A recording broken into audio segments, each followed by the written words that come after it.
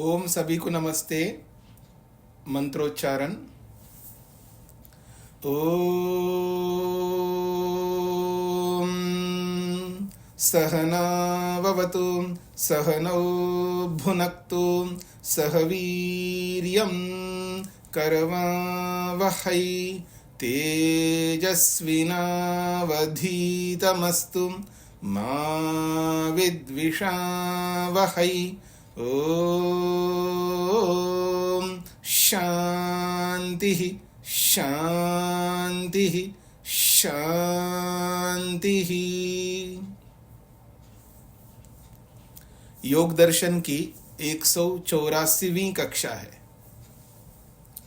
साधन पाद के 49वें सूत्र तक हमने विचार किया है। प्रसंग चल रहा है योग के अंग।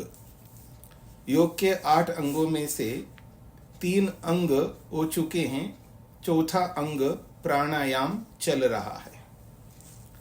कल के जिनके प्रश्न रह गए हैं वो प्रश्न कर सकते हैं।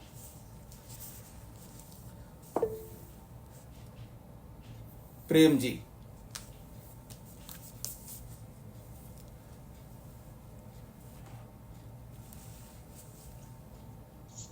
स्वामी जी नमस्ते। जी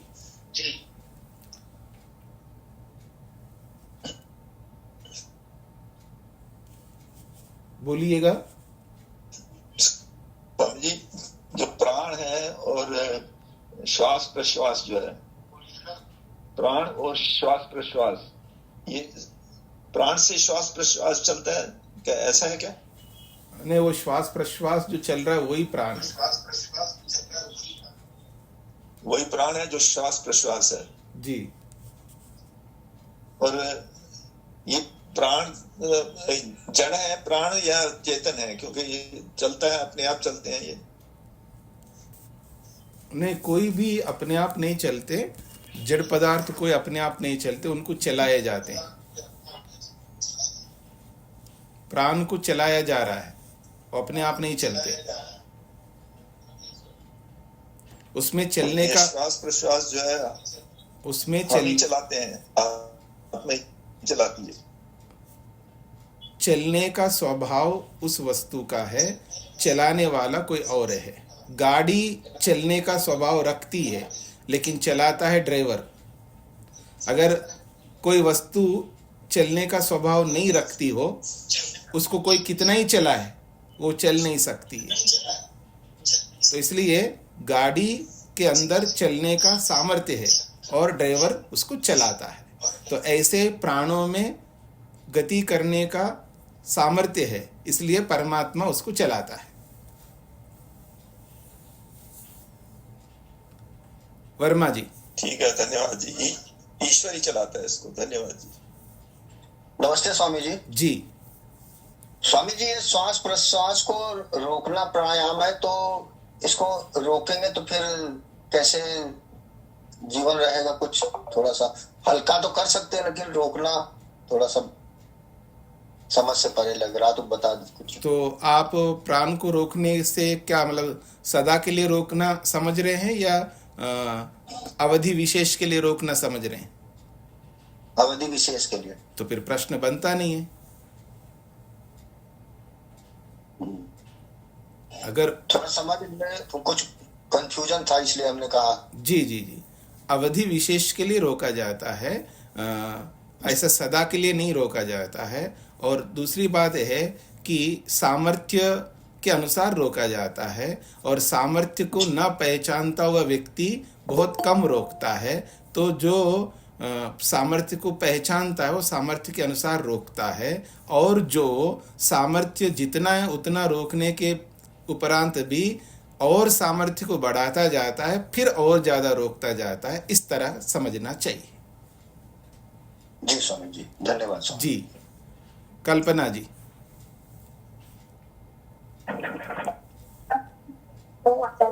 जी प्राणों को क्यों रोकना चाहिए?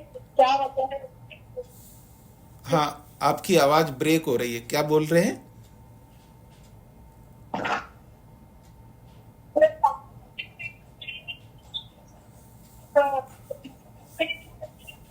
हाँ, कल्पना जी, आपकी आवाज नहीं आ रही है, आपकी आवाज नहीं आ रही है, वो वॉइस ब्रेक हो रहा है। रचना, रचना जी। नमस्ते स्वामी जी। जी। मैं ये जानना चाह रही थी, कल बात हो रही थी मृगशाला के आसन के लिए। हाँ हाँ। तो कोई मृगशाला पर बैठने से कुछ विशेष लाभ होता है, या कि वो भी कुछ ऐसे ही नॉर्मल होता है क्या? अच्छा, आप जो आपने जो ओढ़ा है उससे कुछ विशेष लाभ होता है या ऐसे सामान्य ओढ़ा है आपने? ये तो स्वेटर सर्दियों के, सर्दी रोकने के लिए है। मतलब विशेष लाभ होता है ना? जी जी जी जी। मेरे को नहीं स्पष्ट दिखाई नहीं दे रहा स्वेटर है या, लेकिन मेरे को ऐसा लगा कुछ ओढ़ा है, तो उससे विशेष जी लाभ होता होगा ना आपको, तभी तो आपने जी पहना है। तो ऐसे ही अगर ऋषि लोग, पहले प्राचीन आचार्य लोग मृग छाल अगर बिछाते थे तो उसका विशेष लाभ होता होगा, तभी तो उन्होंने ऐसा प्रयोग किया है।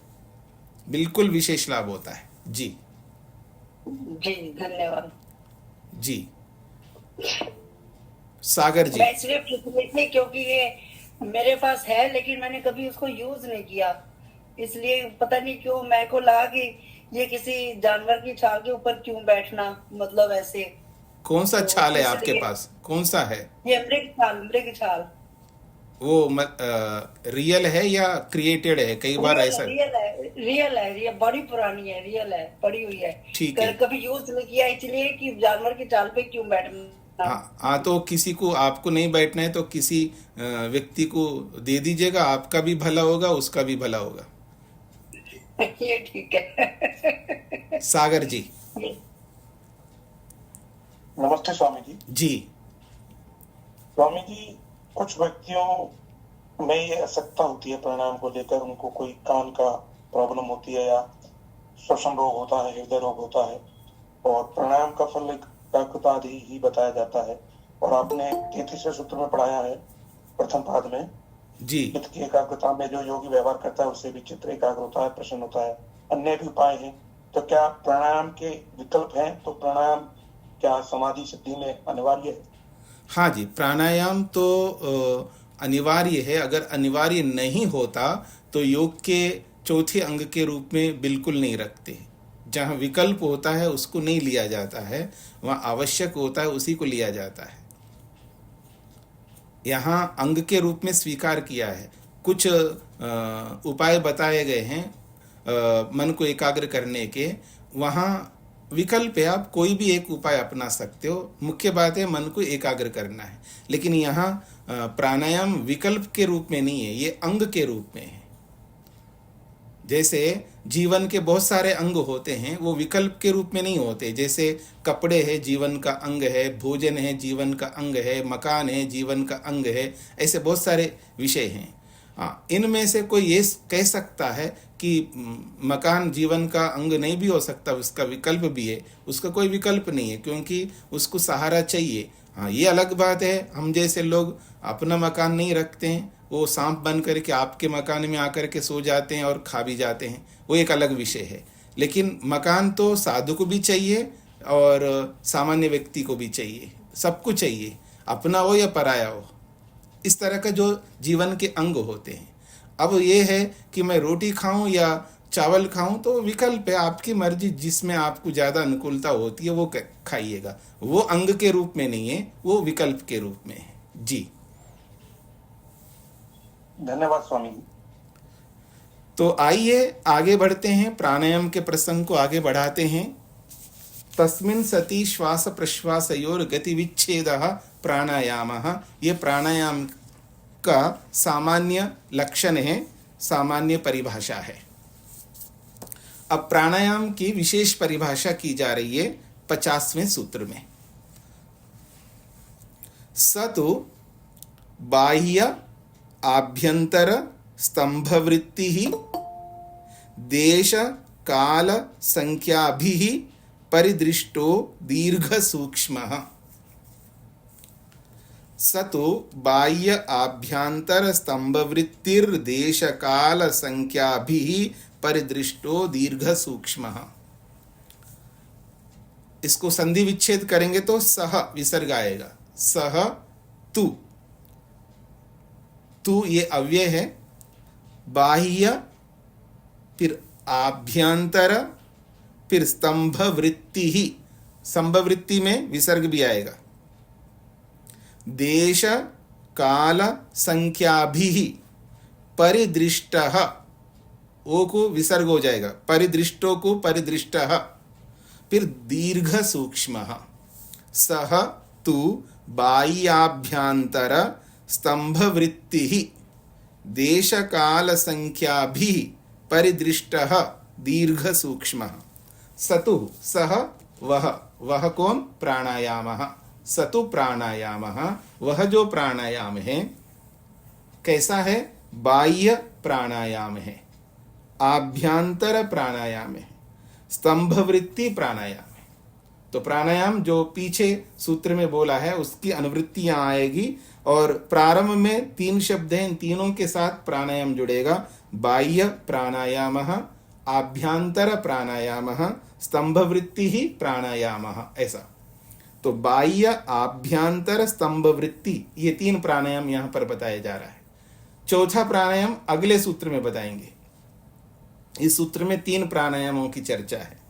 अब ये तीनों प्राणायाम कैसे होते हैं तो उसके लिए विशेषण दिए हैं, देश काल संख्या भी, देश से परिदृष्ट, काल से परिदृष्ट और संख्या से परिदृष्ट।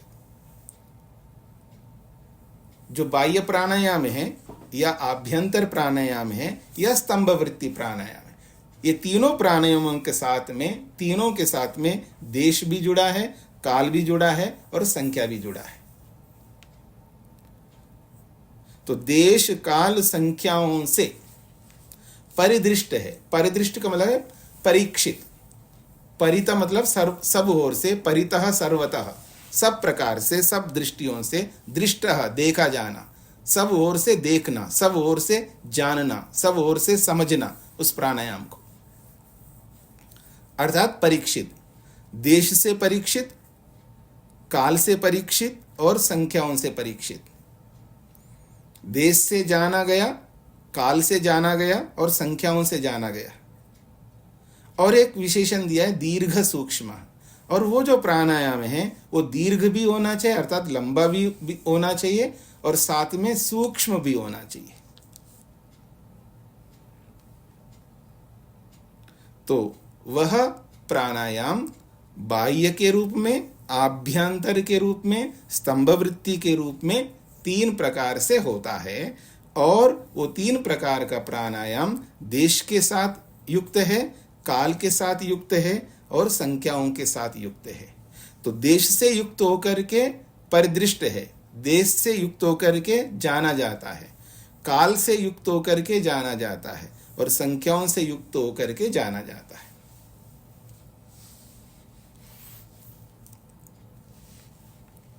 सूत्रार्थ स्पष्ट हो रहा है जी। वह बाह्य प्राणायाम, वह आभ्यंतर प्राणायाम, वह स्तंभ वृत्ति प्राणायाम देश से परिदृष्ट है, देश से अच्छी प्रकार से जाना जाता है, अनुभव किया जाता है। वह प्राणायाम काल से परिदृष्ट है, काल से अच्छी प्रकार से समझा जाता है, और वो प्राणायाम संख्याओं से भी अच्छी प्रकार से जाना जाता है। तो तीनों प्राणायाम देश काल संख्याओं से जाना जाते हुए या जाने जाते हुए दीर्घ और सूक्ष्म होते हैं, लंबा और सूक्ष्म होते हैं। हाँ जी, मधु जी। स्वामी जी सादर नमस्ते। स्वामी जी दीर्घ और सूक्ष्म को और स्पष्ट करेंगे क्या? हाँ जी, बिल्कुल करेंगे। अभी तो सूत्रार्थ चल रहा है, अभी तो ये प्रारंभ हुआ है, अभी तो प्राणायाम तो लंबा चलेगा। जी जी, धन्यवाद जी। तो सूत्रार्थ आपके सामने है। वह प्राणायाम 3 प्रकार का होता है, बाह्य प्राणायाम के रूप में, आभ्यंतर प्राणायाम के रूप में, स्तंभ वृत्ति प्राणायाम के रूप में, और वो तीनों प्राणायाम देश से परिदृष्ट, देश से जाना जाता है यानी देश के अनुसार जाना जाता है, काल के अनुसार जाना जाता है, संख्याओं के अनुसार जाना जाता है। तो देश के अनुसार जाना जाता है का मतलब है उस प्राणायाम का देश कितना लंबा है, कितने देश तक वो प्राण जाता है। अभी व्याख्या में आपके सामने स्पष्ट हो जाएगा। जब सांस लेते हैं तो कितने देश से हम प्राण अंदर ले रहे हैं, या सांस निकालते हैं तो कितने देश तक निकाल रहे हैं। देश समझते हैं ना, स्थान। जब सांस बाहर निकाल रहे होते हैं कि देखिए मेरी ओर देखिएगा, मैं ऐसे हाथ रख करके उंगली रख करके देखूं, हाँ मेरी उंगली पर हवा लग रही है, निकाले, यानी इतने देश तक प्राण है। फिर यहाँ कर दूंगा, फिर यहाँ कर दूंगा, फिर यहाँ कर दूंगा। ये देश का समझ में आ रहा है आपको? जो सांस आप बाहर निकालते हैं कितने देश तक जा रहा है वो प्राण, ये देश है, स्थान है। समझ रहे हैं आप लोग? ये देश है। और काल तो आप समझते हैं, समय। कितने काल तक, कितने क्षणों तक, कितने सेकंडों तक, कितने मिनटों तक आप उस प्राण को बाहर निकाल रहे हैं या बाहर रोक रहे हैं।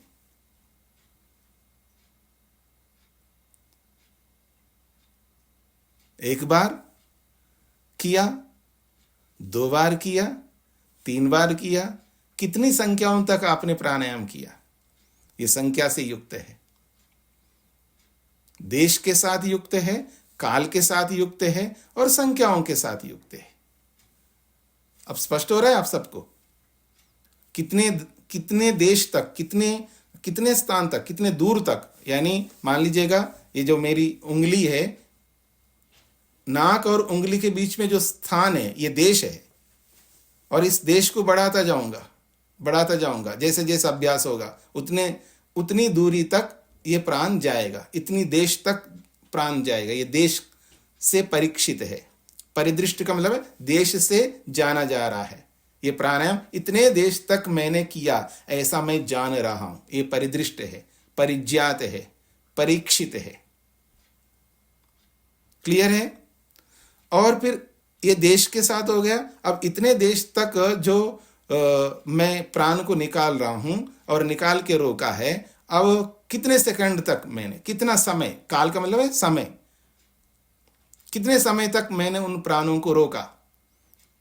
10 सेकंड तक, 20 सेकंड तक, 30 सेकंड तक, 40 सेकंड तक, 1 मिनट तक, कितने समय तक मैंने उस प्राण को रोका। जितने देश तक वो प्राण बाहर निकला है और वहीं उसको रोका है, और कितने समय तक मैंने रोका, यह है काल।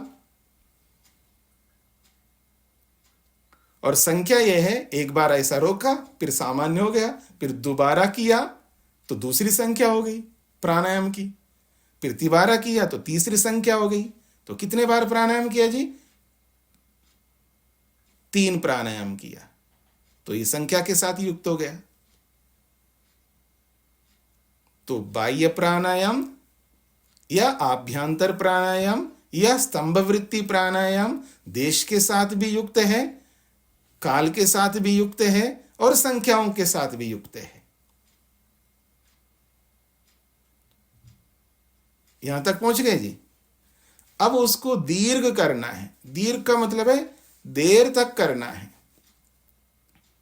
देर तक का मतलब है बहुत, जैसे सांस निकालते हैं तो थोड़ा सा निकाल के हम रोकते हैं, ऐसा नहीं, लंबा निकालते जाओ, बहुत रहता है लंग्स में। कुछ समझने का प्रयत्न करना। लंग्स में आप पूरा नहीं निकाल पाते, जितना आपका सामर्थ्य निकालने का उतना ही निकालते हैं, तो उसको लंबा निकालते जाए, दीर्घ करते जाए, और निकालते जाए। अब और निकालने की एक प्रक्रिया है, कैसे निकाले उसको, यही तो मेथड है, कैसे निकालना है उसको। ये दीर्घ है। और निकाल रहे हो तो उसको ढंग से निकालो। ढंग का मतलब है एक तो बेढंगी से निकालो, एक बड़ी सूक्ष्मता से निकालो। यानी ऐसी आवाज आ रही है निकालते हुए, अगल बगल वाले व्यक्ति को आपने दुख दे दिया। समझ रहे हैं?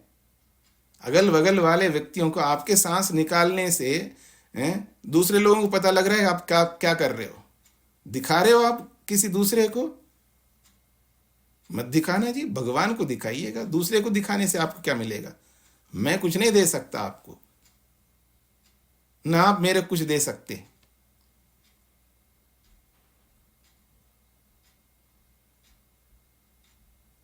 क्या दे सकते आप? कंगाल हैं आप, मैं क्या दे सकता? कंगाल हूं, कुछ नहीं मेरे पास में। और जो दे सकता है उसको दिखाना है हमको, भगवान को। मैं कंगाल इसलिए, मेरे पास कोई आनंद नहीं है नहीं, मेरे पास कोई आनंद नहीं, इतना कंगाल हूं मैं। और ऐसे ही आप हैं, आपके पास भी कोई आनंद नहीं है, तो आप मेरे को क्या दे सकते? मैं आपको क्या दे सकता हूं? जो जो मेरे को चाहिए, जो जो आपको चाहिए, ना मेरे पास है ना आपके पास है। जो कुछ है भगवान के पास है, उसको दिखाना है। जिसको दिखाने से मिल सकता हो उसी को दिखाते हैं ना हम लोग। देखो जी, मैं क्या बोल गया, समझ रहे हैं आप लोग? मैंने क्या बोल दिया? अब दिखाना बंद कर दो, अब दिखाना बंद करो। मनुष्यों को, भगवान को दिखाओ जो भी दिखाना है। तो खैर आइए, तो उसको दीर्घ का मतलब लंबा निकालते जाना है, बहुत देर तक निकालते जाना है, ये दीर्घ है। और सूक्ष्म करना है, अर्थात अगल बगल वाले व्यक्ति को, किसी को समझ में नहीं आए कि आप कर क्या रहे, उसको सूक्ष्म करना है। अब जब सूक्ष्म करते जाओगे, किसी को आवाज का पता ही नहीं चलेगा, मतलब सांस बाहर निकल रहा है या अंदर जा रहा है, किसी को पता ही नहीं चलेगा, वो क्योंकि आपने सूक्ष्म कर दिया। तो ये दीर्घ भी हो गया और सूक्ष्म भी हो गया। मतलब देर तक निकालना ये दीर्घ है, और बिना आवाज के बहुत सूक्ष्मता से निकालना है, ये सूक्ष्मता है।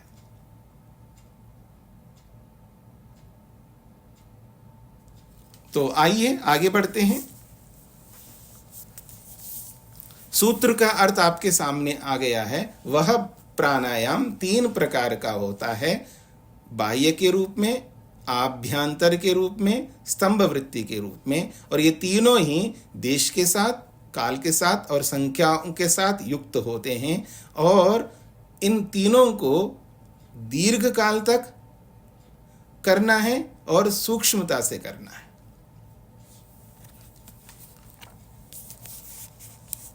बाह्य क्या है उसको महर्षि वेदव्यास जी समझा रहे हैं। वो कहते हैं, यत्र प्रश्वास पूर्वको गत्यभावः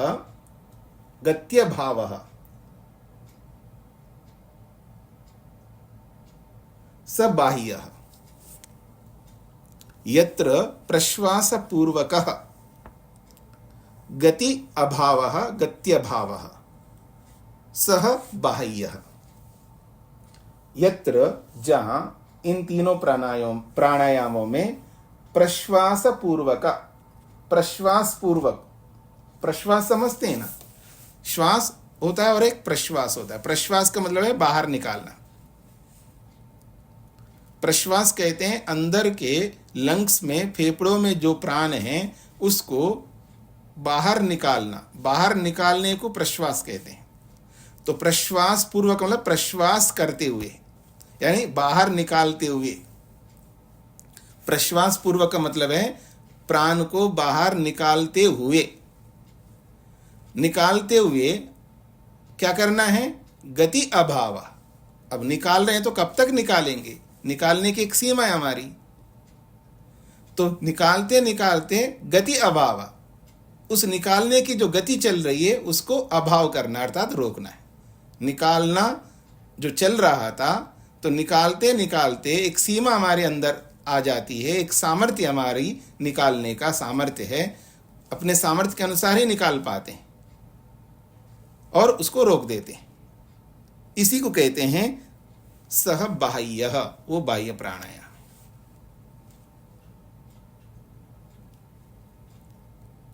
आप मेरी ओर देख रहे हैं जी? देख रहे हैं ना? और इनहेल एक्सिल चल रहा है, यानी श्वास चल रहा है, प्रश्वास चल रहा है, श्वास प्रश्वास स्वाभाविक रूप से निरंतर चल रहा है। अब हमको क्या करना है? हमको क्या करना है? जो अंदर प्राण हैं फेफड़ों में, अब उनको निकालना शुरू करना है। दोनों नथनों से निकालना शुरू करना है। निकालते निकालते जाओ, निकलता ही जाएगा। तो समझ लेना कि कितना प्राण अंदर है। निकालते जाओ, तो उसको दीर्घ करना, अर्थात थोड़ा लंबा निकालो जी। आप कई लोग क्या करते हैं, सांस निकालो तो थोड़ा सा निकालते, उसको लंबा निकालो, दीर्घ यानी लंबा निकालते जाओ। लंबा निकाल करके फिर उसको रोकना है, गति अभाव, रोक दिया। ये बाह्य प्राणायाम कहलाता है।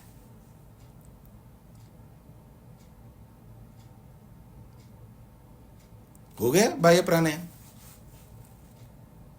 बस ऐसे ही होता है क्या? यहां तो ऐसा ही बताया, बड़ा सरल है, बहुत कठिन है। ये तो थ्योरी बताया जा रहा है ना। प्रैक्टिकल जब आप करेंगे, क्रियात्मक रूप से आप करेंगे, तब आपको पता चलेगा। कराऊं जी क्रियात्मक रूप से? हाँ जी, नीलिमा जी, कराऊं क्रियात्मक रूप से? हाँ जी स्वामी जी, हाँ, क्या कह रहे हैं? मैं अभी हाँ जी। प्राणायाम को करवाऊं क्या, प्रैक्टिकल? हाँ जी कराइए। मतलब ऑनलाइन में, है जी, मतलब स्क्रीन के ऊपर?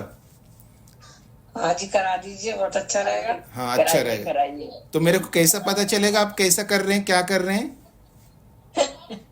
ये तो बात ठीक कह रहे हैं। कब सोए, कब उठे, क्या खाया था, कैसे खाया था, पेट भरा हुआ है, खाली है, मेरे को कैसे पता लगेगा? हाँ ठीक कह रहे हैं। तो फिर नहीं हो सकता। नहीं हो सकता है ना। नहीं हो सकता जी। हाँ जी, न जाने कितने बार खा लिया होगा आप, और पेट कैसा है मेरे को पता ही नहीं है। ठीक कह रहे हैं। मैं बिना आपको देख करके कैसे प्राणायाम कराऊंगा? ये तो है। हाँ, ठीक है ना। ठीक है जी।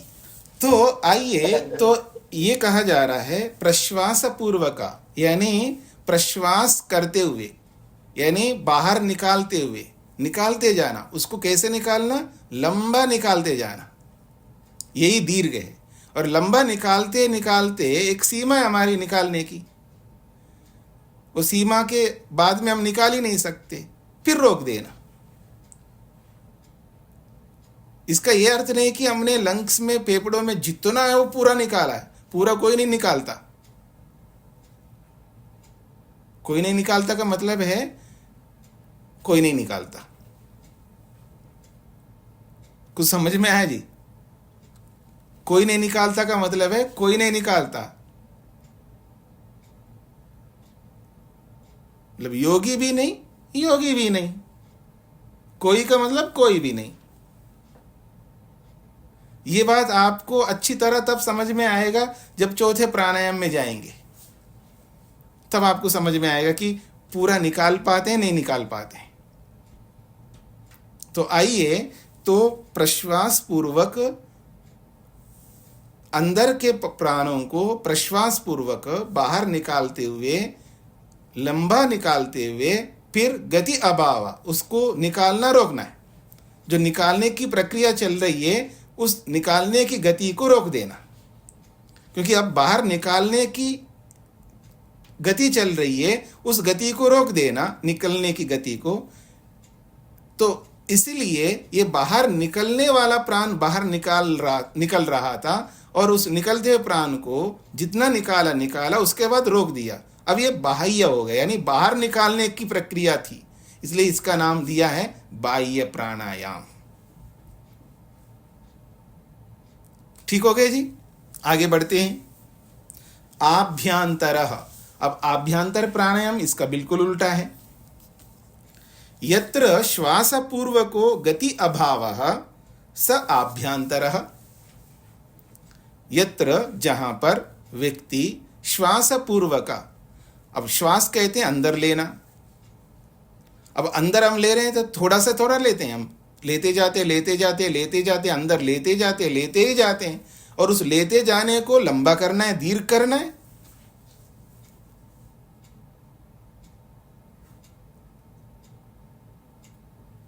छोटे बच्चे होते हैं ना, 3-4 साल के, 5 साल के, सांस भरो तो कैसे भाई,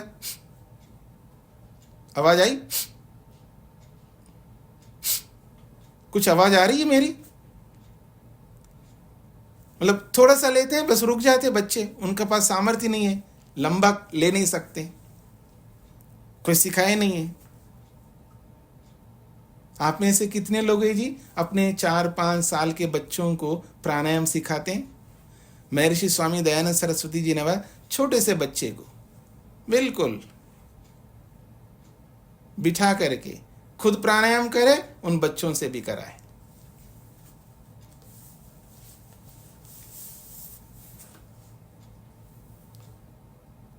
हाँ, किसके पास इतना फुर्सत है जी, कितना समय है जी, ऐसे करके बिठा करके करें।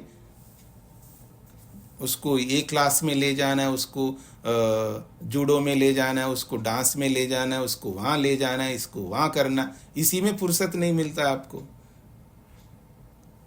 है ना? तो आइए, श्वास पूर्वक, अंदर भरते हुए, श्वास पूर्वक यानी श्वास ग्रहण करते हुए, श्वास भरते हुए, प्राणों को अंदर भरते जाना, भरते जाना, भरते जाना, लंबा भरते ही जाओ। अब भरने का भी एक सामर्थ्य है व्यक्ति का, और भरते भरते कब तक भरेगा? उस सामर्थ्य पूरा होते ही वो भरना रोक दे, गति अभाव, भरने की, अंदर लेने की जो गति चल रही है उस गति को रोक देना, इसको कहते हैं आभ्यंतर। तो ये जो अंदर लेने की गति चल रही है उस गति को लंबा करना है, दीर्घ करना है, अर्थात लेते जाना, लेते जाना, लेते जाना। अब उस लेते जाने की एक सीमा है व्यक्ति की, हर व्यक्ति की अपनी सीमा है। तो लेते लेते लेते उस लेने की जो गति चल रही है उस गति को रोक देता है।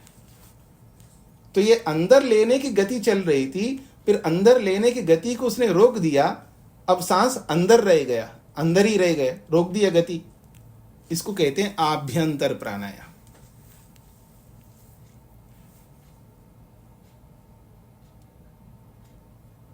स्पष्ट हो गया जी?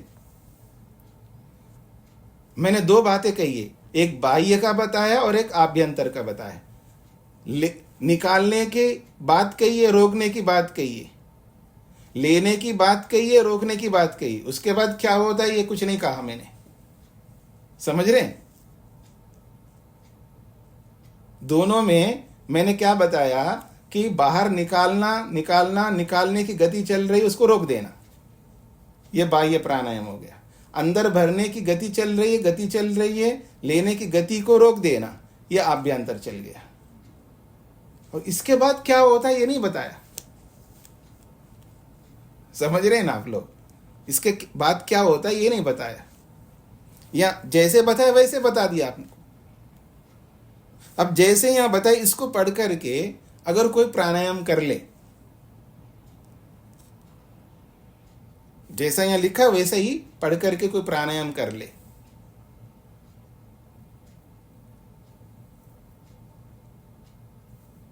कोई इंजीनियरिंग की बुक ला करके पढ़ ले, क्योंकि उसको अंग्रेजी आती है, इंग्लिश आती है, और साइंस के जो भी फंडामेंटल्स, जो भी उसके सिद्धांत है, वो ये ऐसा होता है, ऐसा होता, पढ़ ले, पढ़ लिया, समझाएगा कौन उसको? खुद पढ़ लिया, उसके लिए गाइड चाहिए, अध्यापक चाहिए। इसलिए विद्या अपने आप नहीं आया करती है, विद्या को विद्यावान अध्यापक से सीखना होता है, क्योंकि उसने भी किसी से सीखा, फिर उसने भी किसी से सीखा है।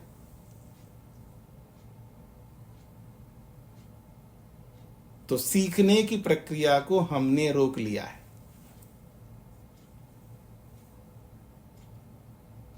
और एक बात बता दूं मैं आपको कि जो भौतिक विद्या को अपने आप नहीं सीखते, पता नहीं किसके किसके पास जाते रहते, लोग लगे हुए हैं, उनको एडमिशन नहीं मिलता अच्छे स्कूलों में, पैसे भी देने को तैयार है, जितना मांगे, तो भी उनको एडमिशन नहीं मिलता है। एडमिशन भी मिल गया, उसके बाद फिर पकड़ते हैं अलग अलग ट्यूटर को, पता नहीं क्या क्या करने लगते हैं। यानी भौतिक विद्या जो कुछ भी पढ़ते हैं पढ़ाते हैं, और वो रोटी कपड़ा मकान आने जाने के साधनों को ही प्रोवाइड कर सकते हो।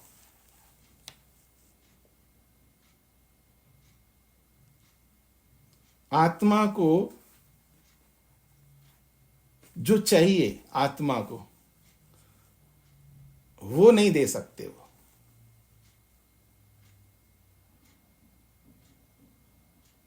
क्योंकि बाहर के सुखों को देने वाले, अंदर के सुखों को वो विद्या नहीं दे सकती है। तो बाहर के सुखों को देने वाली विद्या के लिए हम कितना पुरुषार्थ करते हैं, कितना पैसा खर्च करते हैं, सारा जीवन झोंकते उसके लिए। लेकिन आत्मा के सुख के लिए बिना पैसे के ऐसे ही चलते फिरते हैं, बस यूं सीख जाएंगे हम।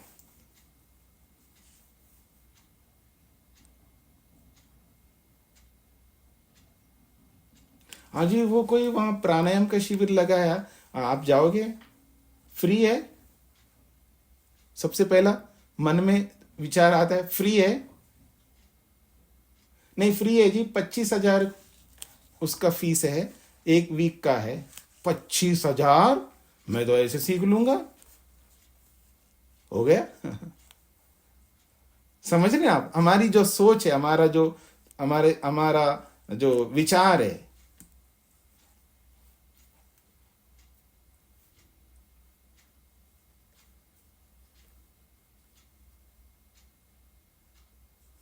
जी वो एक कैंप लग रहा है जी, वहां पर बच्चों को बहुत मोटिवेट करते हैं, और बच्चे अगर उस कैंप में पार्टिसिपेट करेंगे ना तो उनका लाइफ सुधर जाएगा, ये बहुत अच्छा ग्रोथ करेगा, ये किसी भी फील्ड में एंट्री कर सकता है। फीस कितना है? 1 लाख।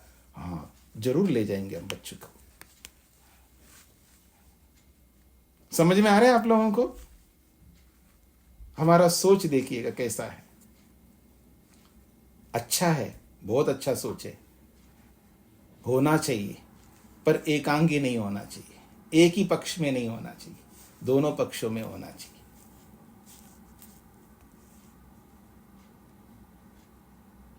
दोनों आवश्यक है, मैं ये नहीं कह रहा हूं अनावश्यक है। उसके बिना ये नहीं चलेगा, इसके बिना वो नहीं चलेगा, ये एक दूसरे के पूरक है। वो भी चाहिए, ये भी चाहिए, लेकिन दोहरा व्यवहार नहीं चाहिए, दोहरा व्यवहार नहीं चाहिए। इसका नाम है विवेक। और ये विवेक जो व्यक्ति नहीं रखता, वो कभी भी ईश्वर के निकट तक नहीं पहुंचेगा। ईश्वर की निकटता को पाना कोई छोटी मोटी बात नहीं है। जैसे कोई व्यक्ति बड़े व्यक्ति के निकटता को पाना चाहता है तो कितना मेहनत करता, पुरुषार्थ करता। अगर किसी को उसकी निकटता मिल जाए ना, बस क्या उसकी होती है। कोई भी बड़ा व्यक्ति हो, चाहे धनवान हो, चाहे विद्वान हो, या वो खिलाड़ी हो, चाहे वो कोई भी सेलिब्रिटी हो, उसकी निकटता को पाकर के वो अपने आप को धन्य मानता है। तो ऐसे ही ईश्वर की निकटता को पाना बिना विवेक के, बिना विद्या के नहीं पहुंच सकते हैं। और हम कितने अविद्या से ग्रस्त होते हैं, ये हमारा व्यवहार दिखाता है, बताता है। तो आइए, 2 बातें आपके सामने आई है, बाह्य और आभ्यंतर। तीसरी बात, तृतीय स्तंभ वृत्ति ही यत्र उभय अभाव सकृत प्रयत्नात् भवति। तृतीय स्तंभ वृत्ति, तीसरे का नाम है स्तंभ वृत्ति। यत्र, जहां पर उभय अभाव, दोनों का अभाव होता है। और वो दोनों का अभाव कैसे होता है? सकृत प्रयत्नात् भवति। सकृत का मतलब एक साथ प्रयत्न करने से होता है, एक साथ प्रयत्न करने से। शब्दों का अर्थ बता दिया मैंने आपको, अब मेरी ओर देखिएगा। तृतीय स्तंभ वृत्ति, मेरी ओर देखिएगा। तीसरा प्राणायाम का नाम बताया उन्होंने, स्तंभ वृत्ति। स्तंभ कहते हैं स्तब्ध होना, स्तंभ कहते हैं स्तब्ध होना। स्तब्ध का मतलब है, जैसे मैं योगेश जी का एक उदाहरण देता हूं। योगेश जी अपने मकान के ऊपर, छत के ऊपर खड़े हो गए, एक उदाहरण बना के बोल रहा हूं, और नीचे देख रहे हैं रोड पे आने वाले दुख, कोई उनके मिलने वाले थे और समय दिया, अभी तक आए नहीं, चलो छत पे खड़े होकर के देखता हूं, कभी भटक तो नहीं गए, इधर उधर गए नहीं तो दिखाई दे तो इन्फॉर्म कर सकूंगा, जो भी एक कारण है, देख रहे हैं। अथवा कभी कभी आदमी छत पर खड़ा हुआ है और ऐसे देख रहा है, किसी को नहीं देख रहा है नीचे, लेकिन ऐसे कुछ विचार चल रहा है मन के अंदर, और पीछे से कोई आ जाए, मेरी ओर देखिएगा, पीछे से बिल्कुल दबे पांवों से कोई आ जाए, वो अपने विचार में मग्न है, तल्लीन है, और पीछे से आ जाए और उनको वो ऐसा कर दे। कुछ समझ में आया जी? तो वो व्यक्ति थोड़ी देर से, मतलब कुछ क्षणों के लिए स्तब्ध हो जाता है, एकदम ऐसे स्टैचू हो जाता है कुछ क्षणों के लिए। सांसें वहां से सब थम जाते हैं कुछ क्षणों के लिए। स्तब्ध होना समझ रहे हैं ना, स्टक हो जाना एकदम, यह है स्तंभ। तो इस प्राणायाम में ऐसा ही होता है। अब मेरी ओर देखिएगा, स्तंभ वृत्ति उभय अभाव का है। यहां पर उभय का मतलब है, एक होता है बाहर और एक होता है आभ्यंतर। मेरी ओर देखिएगा, मेरी ओर नहीं देख रहे कई लोग। उभय का मतलब दोनों, सांसें बाहर भी निकल रही हैं और अंदर भी जा रही हैं, यानी सांस बाहर भी आ रहा है और अंदर, तो बाहर आने वाला बाह्य, अंदर जाने वाला आभ्यंतर। तो निरंतर नॉर्मल स्थिति में, सामान्य स्थिति में सांस अंदर जा रहा है, बाहर आ रहा है, अंदर जा रहा है, ये दोनों गतियां चल रही है। अंदर जाने की गति भी चल रही है, बाहर निकलने की भी गति चल रही है, चल रही ना। तो इनहेल हो रहा है, एक्सहेल हो रहा है, इनहेल हो रहा है, एक्सहेल हो रहा है, और वो गति स्वाभाविक रूप से चल रही है।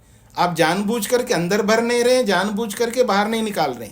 जो बाह्य प्राणायाम में हम जानबूझ करके अंदर के प्राण को बाहर निकाल रहे होते और बाहर के प्राणों को अंदर भर रहे होते, जानबूझ करके, बुद्धिपूर्वक, योजनाबद्ध इंटेंशन लेकर के हम सांस भर रहे, निकाल रहे। अब वो स्थिति नहीं है, सामान्य स्थिति चल रही है। अपने आप सांस अंदर जा रहा है, बाहर आ रहा है, अंदर जा रहा है, बाहर आ रहा है, दोनों की गति निरंतर चल रही है। जो निरंतर गति चल रही है, उस गति को महसूस करना, उसको समझना है सबसे पहले। अंदर जाते हुए प्राण को एहसास करना, हाँ ये प्राण अंदर जा रहा है देखो, और बाहर निकलने की गति को एहसास करना, ये जो सांस बाहर निकल रहा है। तो दोनों गतियों को अनुभव करते हुए चलो, पहले करते जाओ, अनुभव करते जाओ, करते जाओ। और जब दोनों गतियां आपको समझ में आ गई, और एक साथ स्टॉप कर देना, एक साथ रोक देना उनको, दोनों की गतियों को एक साथ रोक देना। अर्थात अंदर जाने वाले को अंदर जाने नहीं देना, बाहर निकलने वाले को बाहर निकलने नहीं देना, जहां का तहां रोके रखना, अंदर का अंदर, बाहर का बाहर रोके रखना। दोनों की गतियों को एक साथ रोकना है, यह स्तंभ वृत्ति है।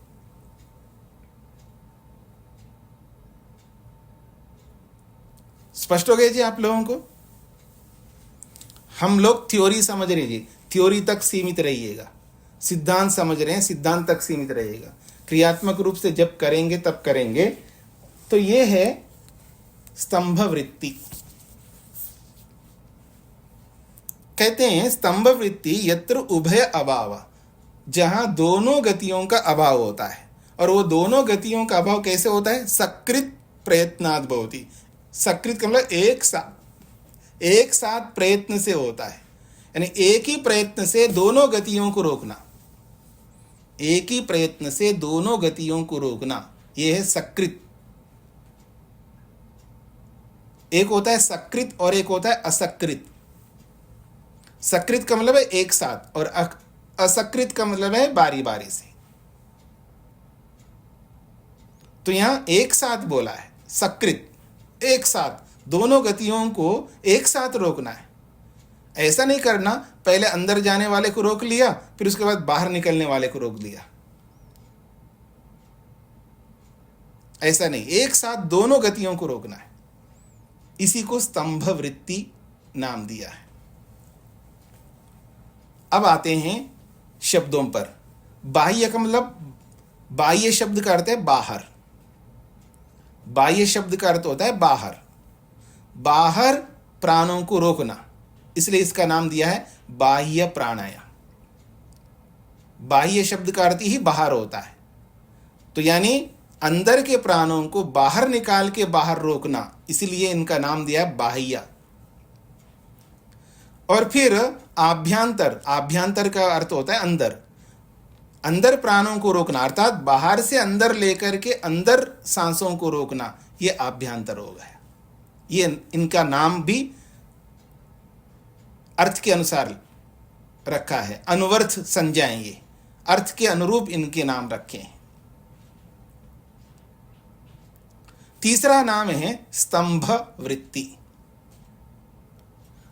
वृत्ति का अर्थ तो व्यापार है, प्राणों का व्यापार चल रहा है, अंदर जाना बाहर निकलना, अंदर जाना बाहर निकलना का जो व्यापार वृत्ति चल रही है प्राणों की, उसको स्तंभ कर देना, अर्थात स्तब्ध कर देना, एकदम रोक देना, एकदम दोनों गतियों को स्टॉप कर देना। स्तब्ध जैसे होता है व्यक्ति, सांसें रोक करके एकदम स्टैचू हो जाता है। आजकल के छोटे बच्चे लोग दादा दादी को, अपने पापा मम्मी को ऐसे करते रहते ना, स्टैचू ऐसा कर देते, एकदम रुक जाते। वो तो सांसें ले रहे होते हैं, लेकिन कभी कभी सांसें रोक करके भी आदमी को स्टैचू होना पड़ता है कुछ क्षणों के लिए। तो जैसे यहाँ हम लोग लोक में देखते हैं, ऐसा ही दोनों गतियों को एकदम एक साथ रोकना होता है, यही स्तंभ वृत्ति है। हाँ जी, तो ये बाह्य, आभ्यंतर और स्तंभ वृत्ति है। इसी स्तंभ वृत्ति को समझाने के लिए एक बात कही यहां पर, स्तंभ वृत्ति कैसा होता है उसके लिए एक उदाहरण देके समझाया है इन्होंने। यथा, यथा का मतलब ये उदाहरण है। यथा तप्ते न्यस्तम उपले जलम सर्वथा संकोचमापद्यते तथा द्वयोर युगपद गत्य भावः। स्तंभ वृत्ति के लिए उदाहरण देके समझाया इन्होंने। यथा तप्ते उपले न्यस्तम जलम, तप्त का मतलब है तपते हुए, उपल कहते हैं यहां पर पत्थर, पत्थर का नाम भी उपल है। तो तपते उपले, जलते हुए पत्थर में, न्यस्तम जलम, डाला गया जल, न्यस्तम का मतलब डालना, और जलम जल। तो जलते हुए पत्थर पे या बहुत अधिक गर्मी के कारण से, कई बार बहुत धूप आती है और बहुत धूप के कारण से पत्थर जो है गर्म हो जाता है, इतना गर्म हो जाता है ऐसा लगता है जैसे उसमें से एक प्रकार से ऐसे भाप जैसा, उसकी लपटे जैसा, ऐसा यूं उसकी ताप बाहर निकलने लगती है। तो ये है तपते उपले, जलते हुए या बहुत अधिक गर्म से, गर्मी से धधकते हुए उस पत्थर में न्यस्तम डाला गया, क्या, जलम। तो तपते हुए, जलते हुए, गर्म किए हुए उस पत्थर में अगर जलम न्यस्तम, पानी डाला जाए तो सर्वतः संकोचमापद्यते, सब ओर से संकुचित हो जाता है। हाँ जी, आप रोटी बनाते होंगे ना, अब पत्थर का क्या उदाहरण दूं, आपका ही उदाहरण देता हूं। आप रोटी बनाते हैं तवा पर, तवे पर रोटी बनाते नहीं आप लोग, तवा रख दिया आपने चूल्हे के ऊपर,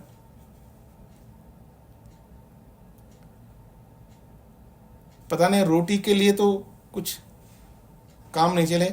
आजकल वो अलग अलग लोग अलग अलग जगहों के खाना बनाते हैं ना।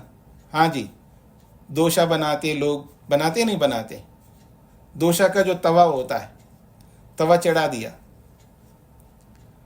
अब उसको गर्म करते पहले थोड़ा, पता कैसे चला? गरम, हाथ लगा के थोड़े देखते हैं, क्या करते हैं? थोड़ा सा पानी छिड़कते उस पर, छिड़कते नहीं छिड़कते। अब आप देखना जब गरम अच्छा हो जाता है, वो जैसे पानी आया तो वो सुर ऐसा, मेरी ओर देखिए, वो पानी सुर ऐसा करके संकुचित हो जाता है और समाप्त हो जाता है। समझ रहे हैं ना आप लोग? उसी बात को किया है यहाँ पर, सर्वथा संकोचम आपद्यते।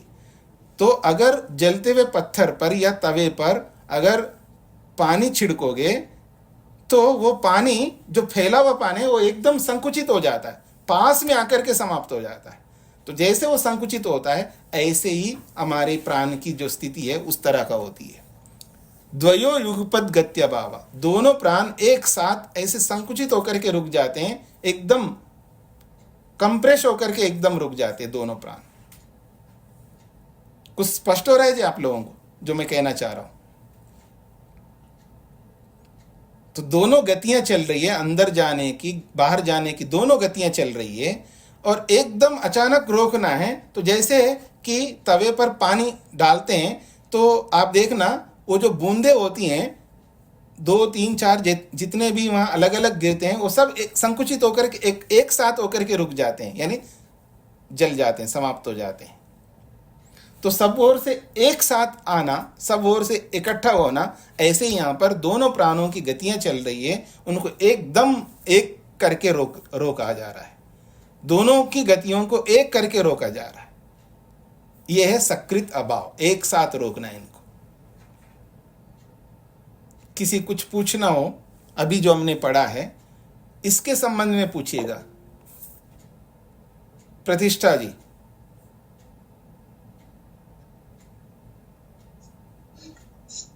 स्वामी जी नमस्ते। जी जी स्वामी जी, मैंने एक अपने गुरुकुल में बाह्य प्राणायाम सीखा था, तो मैं उसका आपको बता देता हूँ, गलती हो तो आप एक बार बताने। नहीं, अभी ऐसा मत बताइएगा, इसमें आपके बताने से मेरे को ना समझ में आएगा स्क्रीन पर, ना मैं आपको कुछ बताऊंगा। नहीं, मैं मेथड बता रहा हूँ, करके नहीं बता रहा हूँ। अभी मैंने पूरा मेथड बताया नहीं है, तो आप मेरे को मत बताइए। अभी जब मैं पूरा मेथड बताऊंगा तब आप बताना। जी जी जी, जब ये भी पूरा मेथड नहीं हुआ। एक छोटी सी और बात थी जी, कि ये जैसे हम 3 प्राणायाम हमने पढ़े अभी, तो बाकी के जो अन्य प्राणायाम आते हैं वो भी क्या है या नहीं उनको, जैसे भ्रामरी, उद्गीत, उज्जाई, अनुलोम विलोम।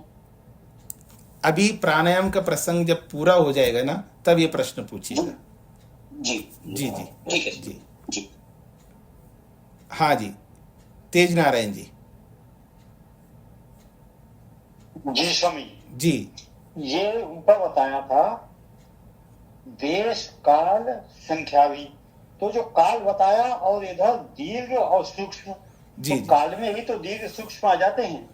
नहीं, वहाँ दीर्घता में हम देर तक सांस निकाल रहे हैं ना, वो काल के साथ जुड़ता हुआ भी इसमें लंबापन है, यानी लगातार निकालना प्रमुख है, वहां पर काल मुख है, प्रमुख है।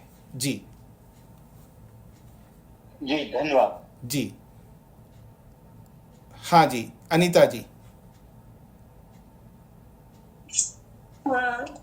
ओम स्वामी जी प्रणाम। ये जी। संभव वृत्ति के बारे में पूछना था। जैसे एकदम सांस रुक जाता है तो मतलब अगर रोकेंगे तो दोनों ही ऑटोमेटिकली रुकेंगे, मुझे ये समझ नहीं आ रहा है, या रोकना है, ये नहीं समझ आ रहा है कि अपने आप रुक जाएंगे। अगर हम रोकेंगे तो एकदम दोनों ही रुक जाएंगे, वो तो लग रहा है, लेकिन इसमें अलग से कुछ रोकने का क्या है वो समझ नहीं आ रहा। सब अपने आप कहाँ रुकते हैं जी? है सांसें अपने आप रुकते कहीं?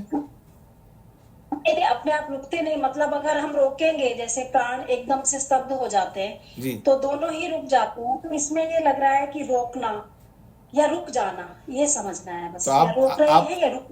तो यहाँ तो रोकने की बात चल रही है, तो आप अपने आप रुकने का कहाँ से ला रहे हो आप? जब बाह्य प्राणायाम में हम क्या करते हैं? रोकते हैं ना, बाहर निकाल के रोकते हैं। आभ्यंतर प्राणायाम में क्या करते हैं? अंदर लेकर के रोकते हैं। दोनों जगह रोकना हो रहा है ना। अब ये तीसरे में दोनों को रोकना है, अंदर का अंदर रोकना, बाहर का बाहर रोकना, एक साथ रोकना। जी, यही थोड़ा सा समझ में नहीं आ रहा कि कैसे, मतलब वो तो आपका कैसे वाला तो प्रैक्टिकल से समझना चाहते हैं आप, और कुछ नहीं है। जी जी जी जी जी जी। हाँ जी, नरेंद्र जी। स्वामी जी ओम। जी स्वामी जी, जैसे 46वें सूत्र में ये आसन बताए थे बैठने वाले, उनमें से कोई भी आसन अपना सकते हैं प्राणायाम करने के लिए? हाँ जी, जब ध्यान के लिए कोई भी आसन लगाने के लिए बोला है, जब ध्यान के लिए कोई भी आसन आपने लगाया तो उसी आसन में तो प्राणायाम करोगे आप, या ध्यान के लिए अलग आसन लगाओगे और प्राणायाम के लिए अलग आसन लगाओ, ऐसा तो नहीं है ना। जी जी। धन्यवाद। कुसुम जी।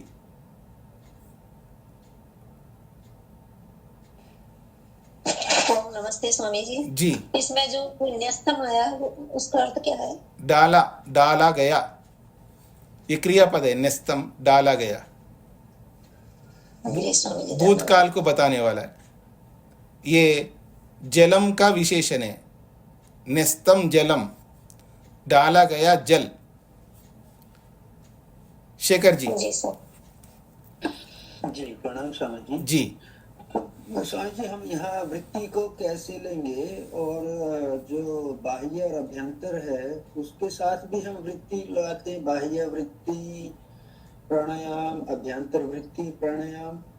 नहीं, सूत्रकार ने एक ही के साथ वृत्ति लगा दिया है, क्योंकि नाम को थोड़ा चेंज करने के लिए, क्योंकि स्तंभा शब्द थोड़ा अप्रचलित जैसा है, इसलिए उसके साथ वृत्ति को जोड़ दिया है। बाकी सबके साथ हमें नहीं जोड़ना है, जैसा शब्द है वैसे ही बोलना है। बाह्य प्राणायाम, आभ्यंतर प्राणायाम, स्तंभ वृत्ति प्राणायाम।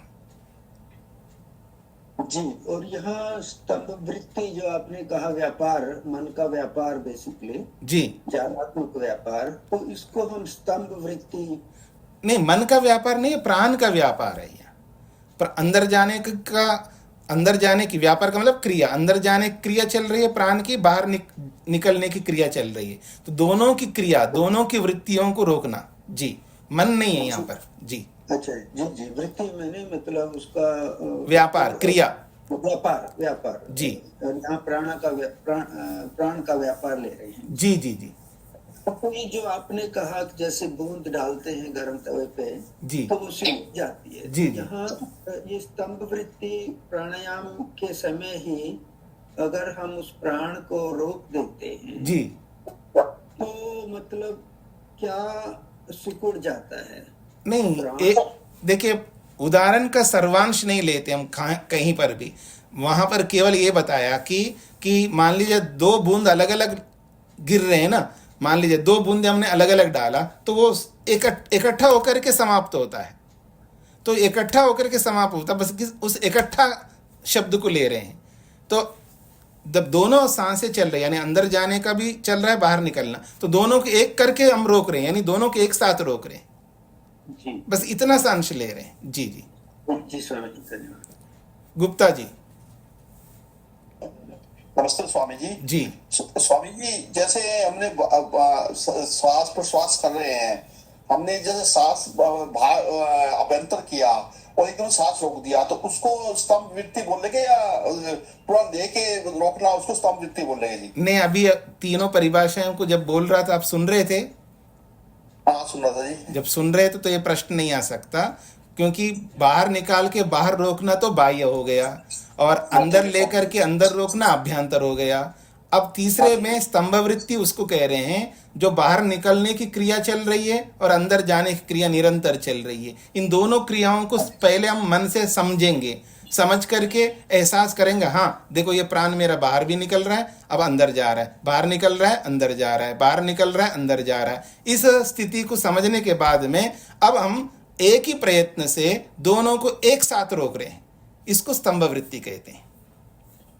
नहीं स्वामी जी, मेरा यहाँ पे मैं जैसे सांस बाहर निकल रहा है जी, और मैं रोक दिया, तो वो स्तंभ मान देगा, मतलब तो सांस जा रहा है, आ रहा है, जा रहा है, आ रहा है जी। एक जगह पे जहां पे रोकूंगा तो या तो जा रहा होगा या आ रहा होगा जी। नहीं समझ रहे ना आप पकड़ नहीं रहे। जो वक्ता जिस बात को बोल रहा है वो ना सुन करके आपके दिमाग में जो चल रहा है उस पर मन आपका लग रहा है, इसलिए आपको नहीं पकड़ में आ रहा है। आप फिर सुन लीजिएगा, दोनों गतियां चल रही है, अंदर जाने की गति चल रही है, बाहर निकलने की गति चल रही है, और दोनों गतियों को एक साथ रोक रहे हैं हम लोग। तो स्वामी जी एक बार में तो एक बार या तो बाहर निकलेगा या अंदर जाएगा। नहीं, आप नहीं समझ रहे ना। आप हम जो कहना चाह रहे हैं सबको समझ में आ रहा है, लेकिन आपको नहीं समझ में आ रहा है क्योंकि आपका मन किसी और में अटका हुआ है, इसलिए समझने का प्रयत्न करिए। कल मैं दोबारा सुन के दोबारा फिर आपसे क्वेश्चन करता हूं। हाँ, ये आप सही बात कही है। जी जी जी, तो इसको यहीं पर विराम देता हूं मैं। ओम